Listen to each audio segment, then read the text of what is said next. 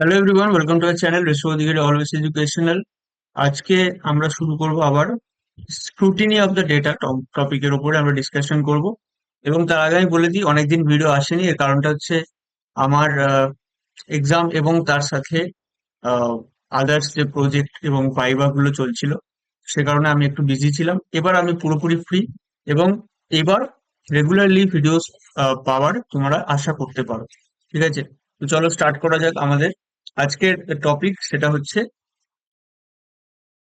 তার আগে বলে দিই, welcome to our WBCHSC statistics coaching classes given by myself Rishabh Adhikari. And আমি পেয়েছিলাম 90% in WBCHSC statistics board examination 2021। তো চলো স্টার্ট করা যাক। তো বেসিক্যালি কালেকশন অফ ডেটা আমাদের কমপ্লিট হয়ে গেছে। এবার আমরা চলে যাব আমাদের নেক্সট টপিক, যেটা হচ্ছে scrutiny of the data, that is your second part of your unit B, অর্থাৎ ইউনিট বি এর second part.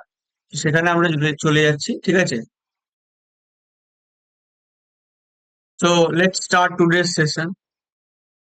Scrutiny of the data mainly আমরা পড়বো। তো সেখানে দেখো কয়েকটা পয়েন্ট আমি নোট করে রেখেছি, মানে মার্ক করে রেখেছি এবং কিছু হাইলাইট করে রেখেছি।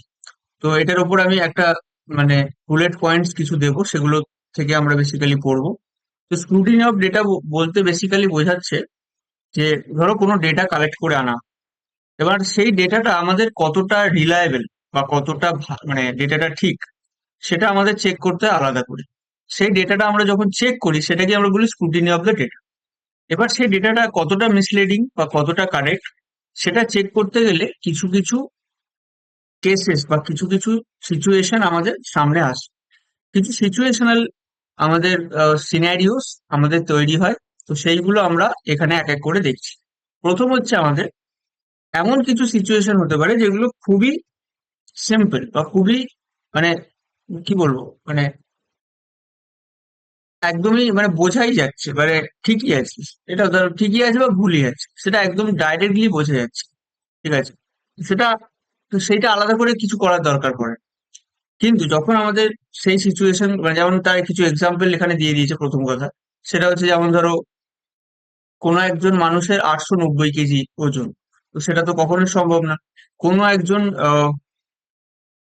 কোনো একজন ব্যক্তির তার ডেট অফ বার্থ দিয়ে, মানে সে ফিল করেছে 31 নভেম্বর, যেটা সম্ভবই না, কারণ 31 নভেম্বর বলে কিছু হয়ই না। তো যখন এরকম কিছু থাকে, তো সেগুলো তো ডাইরেক্টলি বোঝা যাচ্ছে যে এখানে সাম ফল্টি আছে। বাস কিছু যদি কারেক্ট ডেটা হয়, অ্যাকচুয়ালি কারেক্ট ডেটাটা যতটা না সেটা কারেক্ট, ততটাই না সেটা যদি ভুল হয় তো সেটা ভুল, অর্থাৎ ভুলটা চোখে পড়ার সম্ভাবনাটা বা ভুলটা ধরার সম্ভাবনাটা বেশি থাকে, এবং ভুলটা ধরাও পড়ে এবং ধরার প্রবণতাটাও বেশি থাকে। অর্থাৎ ভুলটা আমরা আগে দেখি বরঞ্চ ঠিকটার পরিবর্তে। ভুলটা এখানে আমরা পরিষ্কার দেখতে পাচ্ছি, 890 কেজি কারোর ওজন হতে পারে না। একজন ব্যক্তির তার যে ডেট অফ বার্থ, সেটা 31 নভেম্বর কখনোই হতে পারে না। এগুলো হচ্ছে ডাইরেক্ট। কিছু কিছু ক্ষেত্রে কি হয়, যে ডেটাটা নট ইম্পসিবল, অর্থাৎ সেটা হয়তো পসিবল, মানে পসিবল বলবো না, নট ইম্পসিবল, অর্থাৎ অসম্ভব নয়, বাট সেটা সবসময় হয় না, বা খুব কম ক্ষেত্রেই সেটা সম্ভব হয়। সেরকম কিছু ক্ষেত্রে যেমন আমরা দেখি, যেমন কোনো একজন কোনো একজন ব্যক্তি, ঠিক আছে, per day 1 KG rice consume করে। তো এটা একটা এমন ডেটা যেটা সঠিক হতেও পারে, কিন্তু সবসময় হয় না, মানে জেনারেলি সেটা সম্ভব হয় না, বাট কেউ কেউ খায়। তো that is a one example, যেটা তুমি দেখে বুঝতে পারবে যে না, এটা হচ্ছে একটা সেকেন্ড সিনারিও, যেখানে ডেটাটা অ্যাকচুয়ালি ভুল, একদম ডাইরেক্টলি বলা যাচ্ছে না, কিন্তু জেনারেলি সেটা সম্ভব হয় না, কিছু কিছু ক্ষেত্রে হয়। তো সেটা আমাদের আবার চেক করতে হয়। ঠিক আছে, এটা থার্ড হচ্ছে আমাদের যে আরো কিছু এখানে এক্সাম্পল দেওয়া আছে। হ্যাঁ, তো যেটা ডিসকাস করছিলাম, যে থার্ড কন্ডিশন বা থার্ড সিচুয়েশন কি হতে পারে, যে প্রথম নজরে দেখা যাচ্ছে যে ডেটাটা ঠিক আছে, বাট হতে পারে সেই ডেটার মধ্যে কিছু ইনকনসিস্টেন্সি পরে দেখা গেল ইনভেস্টিগেশনের মাধ্যমে। যেমন আমরা স্পেশালি দেখতে পাই কিছু কিছু স্পেশাল কেসে, যেমন ধরো আহ, যেখানে ফর্মুলা জানা থাকে, যেমন পপুলেশন ডেন্সিটি আমরা জানি পপুলেশন বাই এরিয়া। তো পপুলেশন বাই এরিয়া দেখো ওখানে লেখা আছে। তাহলে পপুলেশন বাই এরিয়া, এই যে পার্টিকুলার ডেটাটা, মানে এই পার্টিকুলার যে কোয়ান্টিটিটা আমরা বার করছি, যেটাকে আমরা পপুলেশন ডেন্সিটি বলছি, যদি আমরা সেটা পপুলেশন এবং পার ইউনিট এরিয়া বার করি, সেখান থেকে আমরা একটা গ্রাফ পাবো। সেই ফিগার থেকে আমরা যদি গিভেন যে ফিগারটা, অর্থাৎ পপুলেশন ডেন্সিটির যে ফিগারটা পেলাম আমরা থ্রু দ্য ইনভেস্টিগেশন, মানে থ্রু দি সার্ভে, সেইখান থেকে আমরা যে ডেটাটা পেলাম সেই দুটোকে যদি একসাথে কম্পেয়ার করি, যদি সেই দুটোকে ট্যালি করি, then we can find the authenticity of the data, যেটা আমরা পেয়েছি সবটার জন্য। এটা হচ্ছে মেন পয়েন্ট যেটা আমাদের এখানে বলা হয়েছে। এবং আবার যেমন ধরো সেভিংস, ইনকাম আর এক্সপেন্ডিচার, তিনটের ওপর ডেটা আমরা পেয়েছি। তিনটের ওপর ডেটা আমরা পাওয়ার পরে সেই তিনটেকে একসাথে যখন আমরা কম্বাইন করব through this formula, that is your savings equal to income minus expenditure, then we can understand সেই ডেটাটা কতটা ঠিক কতটা ভুল। ঠিক আছে, তো এইগুলো হচ্ছে একটা সিচুয়েশন যেখানে ফর্মুলা গুলো কাজে লেগে যাচ্ছে। প্রথম নজরে হয়তো ঠিকঠাকই লাগছে, বাট ফর্মুলা গুলো ইউজ করার পরে there may be some situation that the data is not matching after applying the formula, মানে the data is not matching with the figure that is given by applying the formula and before the recording, মানে before the figure that is came from the recording. So এই যে জিনিসটা, এটা হচ্ছে main আমাদের জিনিস, যেটা আমাদের মাথায় রাখতে হবে, রাইট? এটা হলো আমাদের আর একটা সিচুয়েশন। তো আমি কিছু পয়েন্ট এখানে লিখে রেখেছি, এগুলো তোমরা নোট করতে পারো। পুরো যে জিনিসটা আমরা আগে পড়লাম এগুলো পুরো প্যারাগ্রাফ আকারে লেখা, আমি এখানে বুলেট পয়েন্টস আকারে লিখে দিয়েছি। এটা একটা নতুন আপগ্রেডেশন, আমরা চেষ্টা করছি যে কিছু শর্ট নোটস তোমাদের দেওয়ার, যেটা তোমরা ডাইরেক্টলি মনে রাখতে পারো বা লিখে নিতে পারো, যেটা ফার্দার তোমার রিভিশনের সময় টাইম লাগবে। Because this chapters are all about the theories. তো থিওরিজ গুলো যদি ভালো করে তোমরা নোট করো, রিভিশন করো, বারবার রিভাইজ করো, then that will be very much beneficial for your examination. এটা হলো আমাদের importance of scrutiny, obvious errors, যেটা আমরা বললাম সিচুয়েশন ওয়ানে আছে। সিচুয়েশন টু এ আছে সাসপিসিয়াস ফিগার্স, কিছু ফিগার যেগুলো সাসপিসিয়াস হতে পারে। ফিগার্স বলতে সাসপিসিয়াস রেকর্ডিংস, মানে সাসপিসিয়াস ডেটা। আর থার্ড হচ্ছে আমাদের কনসেপ্ট অফ ইন্টারনাল কনসিস্টেন্সি।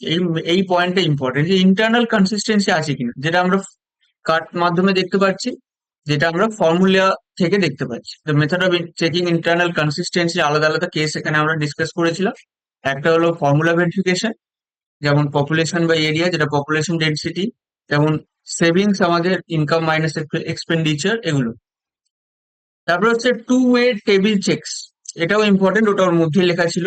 সেটা হচ্ছে for data in rows and columns, যদি রোজ আর কলামস ওয়াইজ থাকে, accuracy is checked by manually computing row and column totals and, মানে rho and column totals, comparing them against the provided totals. বোঝা যাচ্ছে? অর্থাৎ ধরো প্রোভাইডেড টোটালটা আমরা অলরেডি জানি, কিন্তু যখন আমরা এই রোটাকে যোগ করব তখন তো আমরা যে টোটালটা পাবো that should match with the given total. যদি সেটা না হয় দেন উই ক্যান আন্ডারস্ট্যান্ড যে সেখানে কিছু প্রবলেম আছে, সেই ডেটাটাতে কোনো সমস্যা আছে। এইভাবে আমরা বুঝতে পারি। এটাকে বলি আমরা two way checks. Very easy, very simple and very, মানে কি বলবো, সেলফ আন্ডারস্টুড থিংস। সো এটা বোঝা যাচ্ছে আশা করছি। এবার আসছে আমাদের পিন পয়েন্টিং এরার্স, যেমন কিছু আছে, যেমন এটাও ওখানে লেখা ছিল, আমি এখানে মেনশন করে দিচ্ছি। If a manually computed total for the ith row and the jth column, মানে সেটা আমরা অবশ্যই জানি যে ধরো একটা গ্রুপড ডেটা আছে, ধরো এরকম আছে, একদিকে আছে এক্স একদিকে ওয়াই। তো কি হবে, এখানে একটা যে সেল থাকবে এটা হচ্ছে আই কমা জে, অর্থাৎ ith rho and jth column. তো যদি ith রো এবং jth কলাম এরকম কোনো একটা সেল থাকে that does not match the provided total, যদি সেটা provided total ম্যাচ না করে, we can suspect that the specific figure, মানে the specific data ij cell is the faulty। বুঝা যাচ্ছে? মানে ওইটা শুধু ম্যাচ করছে না, ওই সেলটার জন্যই সমস্যাটা হচ্ছে। দেন উই ক্যান আন্ডারস্ট্যান্ড যে হ্যাঁ এইটার এই পার্টিকুলার সেলটা ফল্টি। বুঝা যাচ্ছে? এই পয়েন্টগুলো ক্লিয়ার করতে হবে। এবার আসছে আমাদের আর একটা important slide, that is the last slide for the unit 2। সেটা হচ্ছে আমাদের এই পার্টিকুলার স্লাইডটা আমাদের বলছে অবজারভেশনাল এরর অথবা রেকর্ডিং এরর এর সম্বন্ধে। Observational error and recording error very easy. যখন তুমি ডেটাটা রেকর্ড করছো তখন যদি কোনো এরর হয়, that is your recording error. যখন তুমি অবজার্ভ করছো, যদি কোনো কিছু অবজার্ভ করো এবং সেইটা যদি তুমি ভুল অবজার্ভ করো, then that is coming under observational error.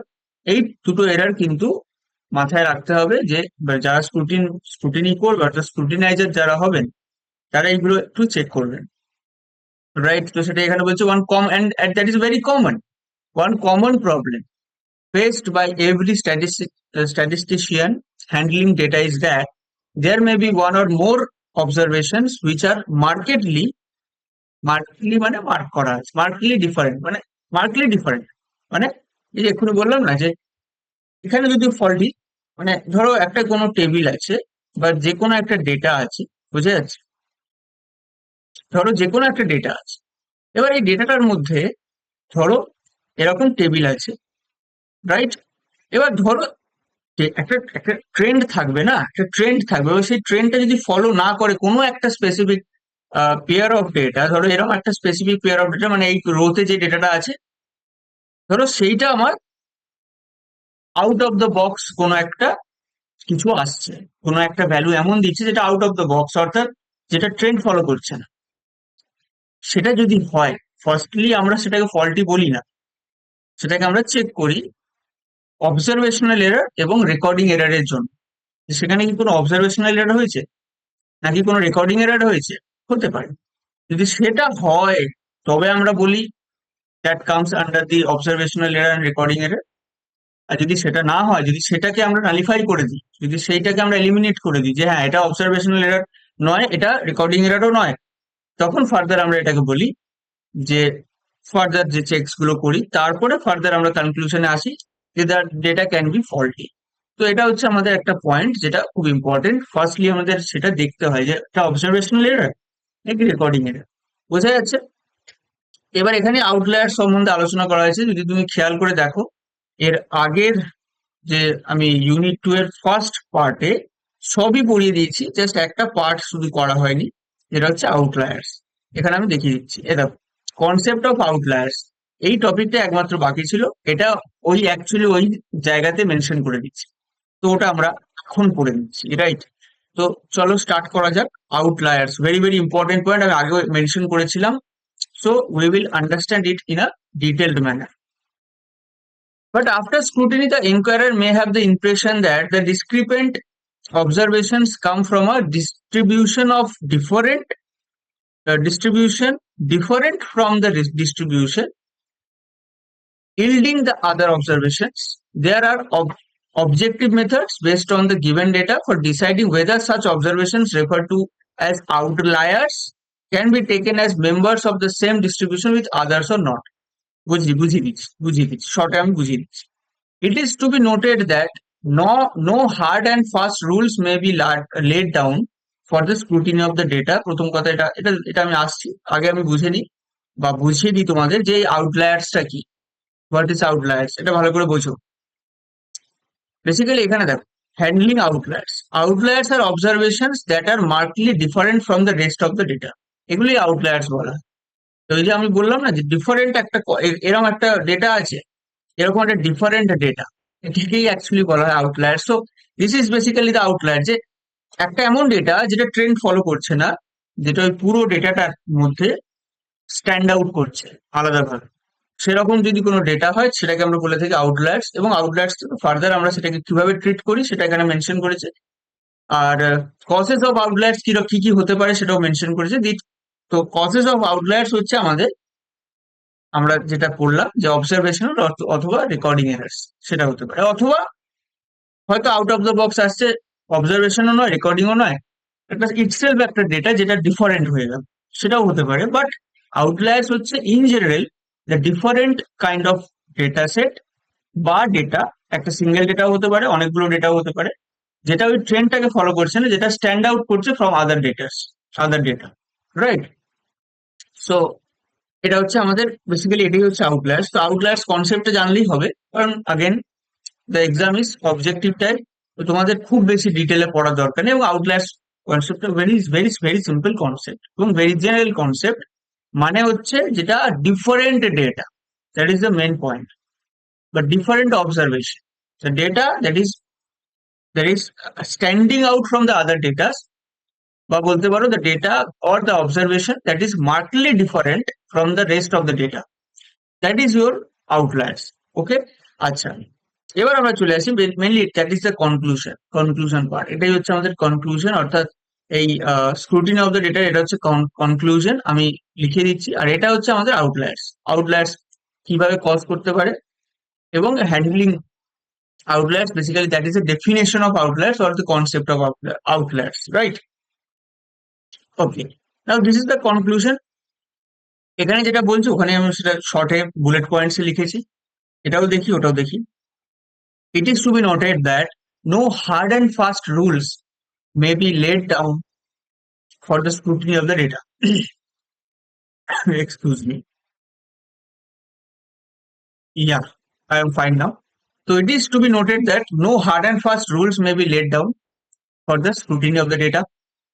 One must use one's common sense, intelligence, judgment, and whatever knowledge one may have about the field of investigation to access the reliability of the assess the reliability of the data. Means to scrutinize any data. Short বলছি, to scrutinize any data. To scrutinize any data, you have to apply your common sense, your intelligence, and the experience you gathered from the observation, or gathered from the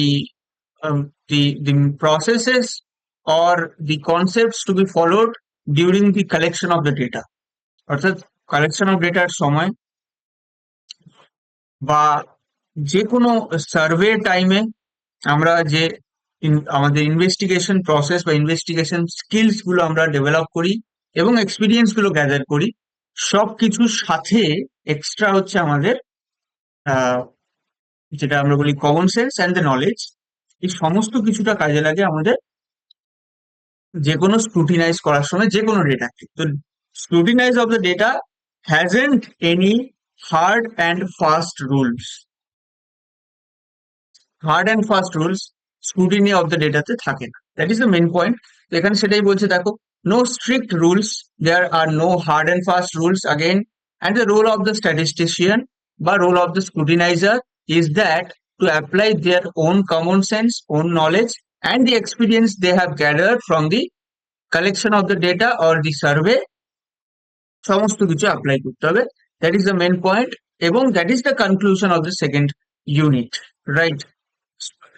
Not only not for the second unit, specifically speaking, for the second part of the second unit, অর্থাৎ scrutiny of the data, এটার conclusion হচ্ছে এটা। তার আগে আমরা outliers পড়লাম, তার আগে আরো কনসেপ্ট পড়েছি, সেকেন্ড পার্টের ফার্স্ট পার্টেও পড়েছি, অর্থাৎ ইউনিট 2 এর সেকেন্ড পার্ট তো এটা। ইউনিট 2 এর ফার্স্ট পার্টেও আমরা অনেক কিছু পড়েছি। সমস্ত কিছু আমরা রিভাইজ করব থ্রু কোয়েশ্চেন্স। এবং তার আগেও আমি বলেছি যে ইউনিট 1 এর সেকেন্ড পার্টের একটা এক্সট্রা কোয়েশ্চেন সিরিজ তোমাদের প্র্যাকটিস সিরিজ দেবো, যেটা এখনো পেন্ডিং আছে, but I am sorry for that, আমি বিজি ছিলাম। এবার আমি তোমাদের সেই কোয়েশ্চেনের সিরিজটা দিয়ে দেবো, রাইট? তো এইভাবে আমরা সেকেন্ড ইউনিট কমপ্লিট করছি।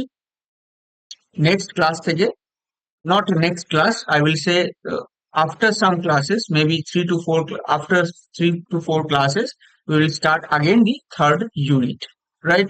তো চলো স্টার্ট করা যাক থার্ড ইউনিট। ততক্ষণ এই চ্যানেলটাকে সাবস্ক্রাইব করো এবং আদার্স ভিডিওগুলো যেগুলো হয়ে গেছে সেগুলোকে রিভাইজ করতে পারো এবং নিজের ফ্রেন্ড সার্কেলের মধ্যে শেয়ার করতে পারো যারা স্ট্যাটিস্টিক্স নিয়ে পড়ছে।